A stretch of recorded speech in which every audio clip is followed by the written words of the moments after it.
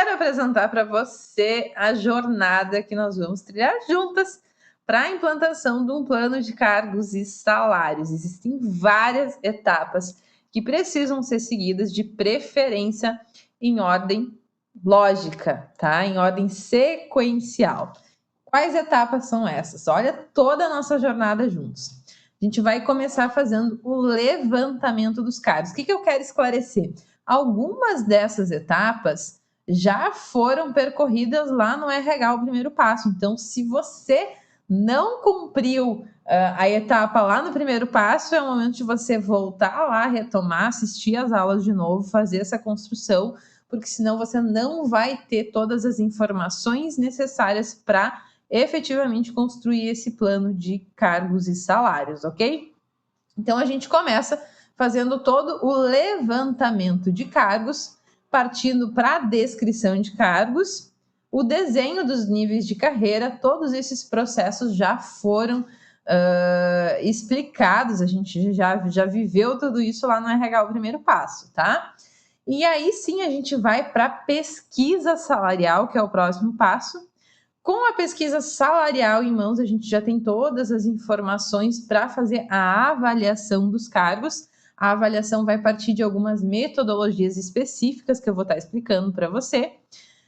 Com isso, a partir dessa avaliação, nessa metodologia específica, a gente vai começar a identificar quais são as posições chave do negócio. Existe uma forma da gente conseguir mapear isso sem que a gente precise entrar na subjetividade, porque um plano de cargos e salários ele não pode ter subjetividade humana em qualquer etapa de decisão. Não pode ser eu acho de ninguém, eu acho que é isso, eu acho que é aquilo.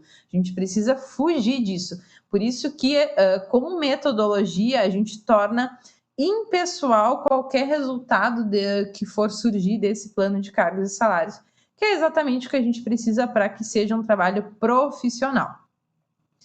Com essa identificação das posições-chave, a gente vai precisar olhar para as questões legais e sindicais, porque a gente começar a estruturar uma tabela salarial, antes da gente estar olhando para tudo isso, a gente precisa ver se lá na convenção coletiva não tem nenhuma orientação a qual a gente precise seguir, seja de piso mínimo para alguma categoria, alguma função na empresa, ou seja, o mínimo regional mesmo que a gente precisa estar considerando. Nós vamos definir os critérios que vão diferenciar os cargos uns dos outros, tá? Para que fique claro realmente para esses colaboradores o que precisa ser feito para que eles consigam alçar novos níveis dentro da empresa. Aí sim, lá na etapa 9, a gente vai fazer a estruturação da tabela salarial, definir um posicionamento da empresa. O que é definir um posicionamento, Gabriela? Existem várias formas de você construir uma tabela salarial. Ela pode ser mais agressiva, ela pode estar exatamente de acordo com o mercado, ela pode trabalhar um pouco abaixo do mercado. Então, definir esse posicionamento é uma etapa muito importante, porque é o momento que a empresa vai definir como ela vai competir com o mercado.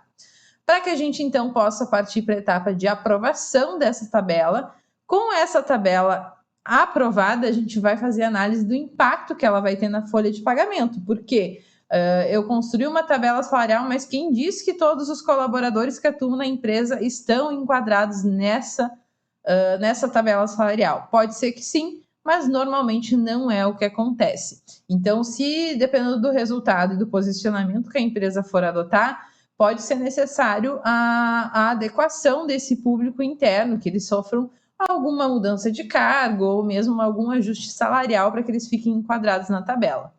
Depois disso, nós vamos construir a política salarial da empresa, que é definir o intervalo entre uma promoção e outra, entre um mérito e outro, como é que vai ser o salário de admissão, se vai ter salário de efetivação, todos esses aspectos, tá? Para que, então, a última etapa seja a divulgação desse plano aos colaboradores. Não adianta você construir tudo isso se você não fez a divulgação. Isso por questões legais, inclusive de passivo trabalhista, vai te ajudar bastante se alguém entrar solicitando equiparação salarial, por exemplo.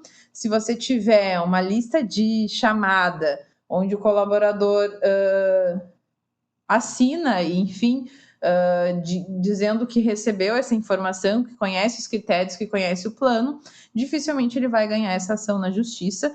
E é tudo que a gente quer, porque a gente já viu lá no último módulo que isso é uma forma da gente estar gerando mais valor para a empresa, reduzir o passivo trabalhista ou fazer a gestão dele.